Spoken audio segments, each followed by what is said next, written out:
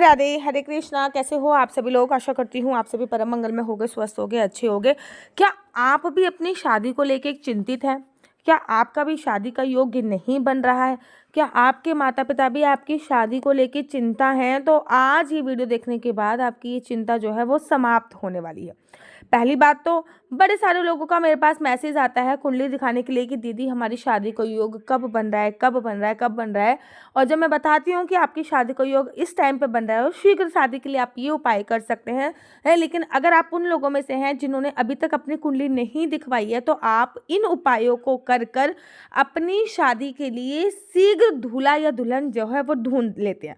लड़का और लड़की दोनों के लिए मैं अलग अलग उपाय बता रही हूँ। आप चाहते हैं कि पहली बात तो मैं आप लोगों को बता दूं कि सबसे पहले तो आपको ये जानना जरूरी है कि आपकी कुंडली में विवाह का योग्य है भी या नहीं है। और अगर विवाह का योग आपकी कुंडली में है तो विवाह में देरी किस कारण से हो रही है, अर्थात आपका कौन सा ग्रह ऐसा है जो खराब है जिस कारण से आपके विवाह में देरी हो रही है। लड़कियों के लिए मैं एक उपाय बताऊंगी कि अगर आपको मनचाहे दूल्हे की तलाश है, आप चाहते हो कि आपको मन चाहे आपका वर प्राप्त हो, तो रामचरितमानस में लिखी हुई चौपाई है उसका विधिवत आपको जाप करना चाहिए। रामचरितमानस में तुलसीदास जी ने कई ऐसी चौपाइयाँ लिखी हैं जिसका जाप करने से मनुष्य की कई परेशानियां समाप्त हो जाती हैं। उसमें से एक चौपाई है जिसका जाप करने से मनचाहा वर भी प्राप्त होता है। यह चौपाई बालकांड में सीता जी के गौरी पूजन का प्रसंग है। चौपाई कुछ इस प्रकार है।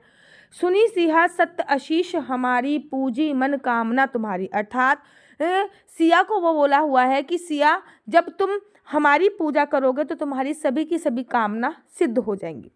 सुबह आपको जल्दी उठना है, जल्दी उठने के बाद स्नान करना है, स्नान करने के बाद माता पार्वती का विधिवत पूजन करना है। उसके बाद पूर्व दिशा की तरफ मुख करके कुशा के आसन में बैठ जाइए। तत्पश्चात रुद्राक्ष की माला लीजिए, उसके ऊपर चौपाई का जाप आपको कम से कम 5 माला चौपाई का जाप करना है।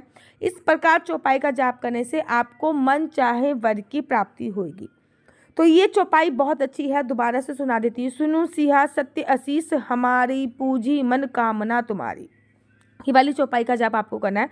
दूसरा, अगर पुरुषों के लिए लड़का नहीं मिल रहा है, बहुत सारे पुरुष भी ऐसे होते हैं जिनके लिए लड़की नहीं मिल रही होती है, तो अगर आपको मनचाहा लड़की की प्राप्ति नहीं हो रही है शादी के लिए तो दुर्गा सप्तशती में मंत्र आता है, आप उसका सेवन भी कर सकते हैं, अर्थात उसका जाप कीजिए। दुर्गा सप्तशती में जो मंत्र आता है उसका जाप करने से या फिर दुर्गा सप्तशती पढ़ने से आपको मनचाहा लड़की की प्राप्ति होगी ही होगी। साथ ही के साथ शुक्ल पक्ष के पहले गुरुवार वाले दिन आपको पीली ऊन का आसन हो और पीले कपड़े ही पहनने हैं। शुक्ल पक्ष का पहले, वैसे तो हर गुरुवार को आप ये काम करना है, लेकिन शुक्ल पक्ष का पहला गुरुवार में ये काम आप जितना ज़्यादा करोगे उतना ज़्यादा आपके लिए अच्छा होगा। हाँ, हल्दी की माला पर आप साबुत हल्दी की एक गांठ हाथ में दबाकर 108 बार आपको ओम गुरुवे नमः का जाप करना है। देखो, जब हमारी कुंडली में गुरु बृहस्पति स्ट्रांग होते हैं ना, तो क्या होता है कि हमको डेफिनेटली, जब गुरु बृहस्पति स्ट्रांग होते हैं तो डेफिनेटली हम लोगों को वर की प्राप्ति होती ही होती है। महिलाओं को गुरु बृहस्पति कैसे प्रभावित करता है? बिना गुरु बृहस्पति के लिए ना तो विवाह होता है और ना ही विवाह चलेगा। गुरु बृहस्पति कमजोर होता है तो विवाह में बहुत देरी होती है। गुरु बृहस्पति खराब हो तो वैवाहिक जीवन में बहुत कष्ट सहना पड़ता है। गुरु बृहस्पति जरा भी ठीक हो तो वैवाहिक जीवन ठीक रहता है।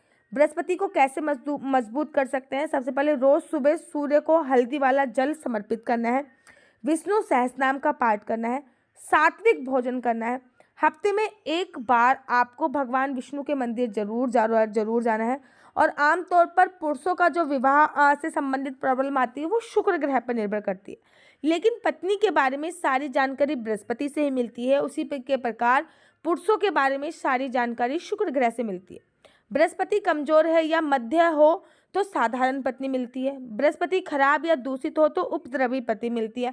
बृहस्पति बहुत मजबूत हो तो अच्छी पत्नी मिलती है। अब बृहस्पति को स्ट्रॉन्ग करने के उपाय भी मैं आपको बताती हूँ। जब भी बृहस्पति खराब हो तो हमें ये उपाय करने चाहिए।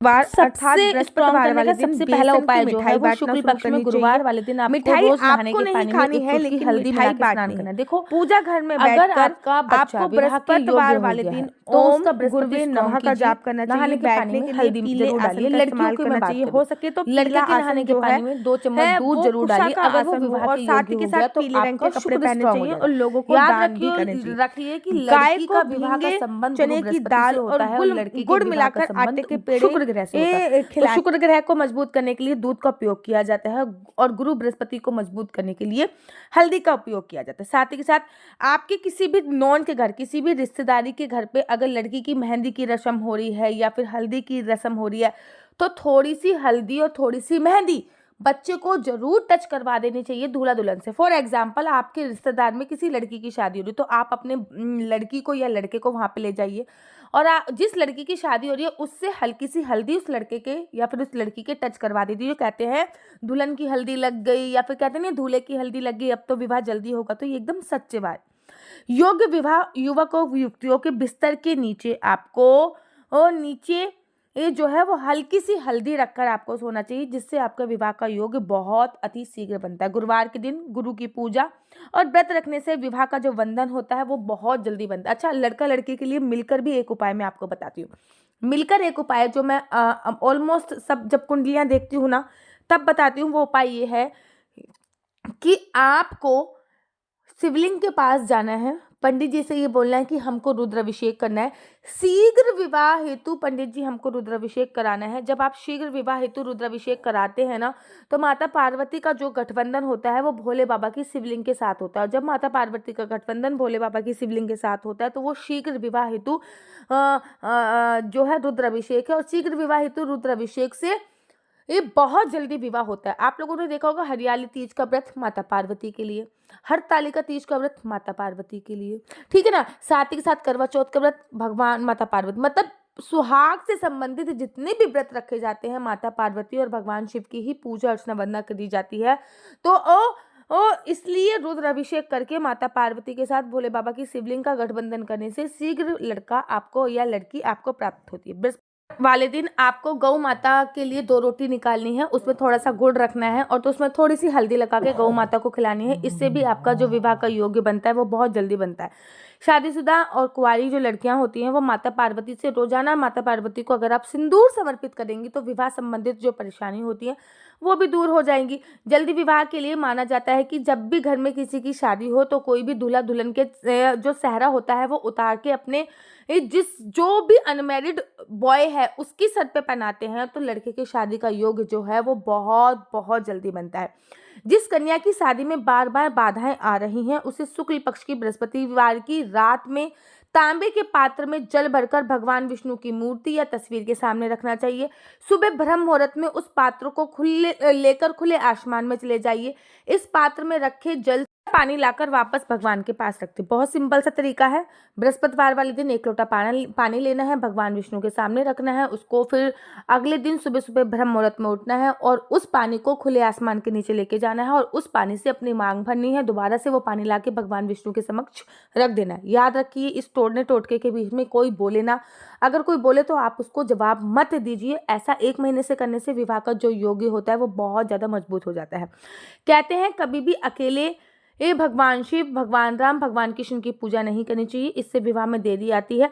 और विवाह में देरी से बचने के लिए शिव पार्वती माता सीता की जुगल प्रतिमाओं की पूजा करनी चाहिए। जिस जुगल की यहाँ पे भी जुगल सरकार की पूजा होती है वहाँ पे शादी का योग बच्चों का बहुत जल्दी बनता है।